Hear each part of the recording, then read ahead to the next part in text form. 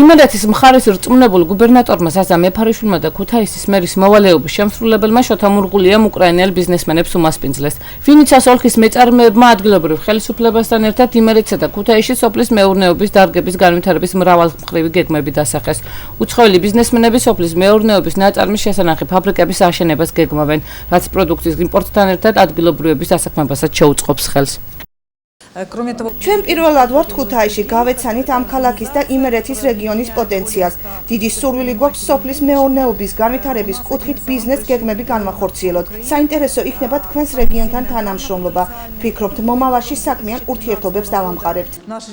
იმერეთის მხარის რწმუნებულის და მერის მოვალეობის შემსრულებლის განმარტებით ვინიცას ოლქის მეწარმეების ბიზნეს იდეები მხარისა და ქალაქის ეკონომიკურ განვითარებას ხელს შეუწყობს. ძირითადი მათი დაინტერესება არის სასოფლო მეურნეობის განვითარება, საბაღე მეურნეობის განვითარება და რაც ჩემთვის მნიშვნელოვანი არის, გამოთქვეს მზაობა და სურვილი იმერეთის რეგიონში ან ქალაქ ქუთაისში განახორციელონ ხილის სოფლის მეურნეობის პროდუქციის შენახვის საწარმო, რაც მიცემს საშუალებას როგორც ადგილობრივ გლეხობას, ქართული პროდუქცია ექსპორტირებული იყოს არა სეზონური პერიოდის განმავლობაში, არამედ ექსპორტირებული იყოს მთელი წლის განმავლობაში. მათ აქვს სხვადასხვა ინტერესი, არის სოფლის მეურნეობის ინტერესი, რომელიც ახლა ქალაქს პირდაპირ არ ეხება, თუმცა არის გადამამუშავებელ ქარხნებზე საუბარი, რომელიც შეიძლება შეეხოს ქალაქს.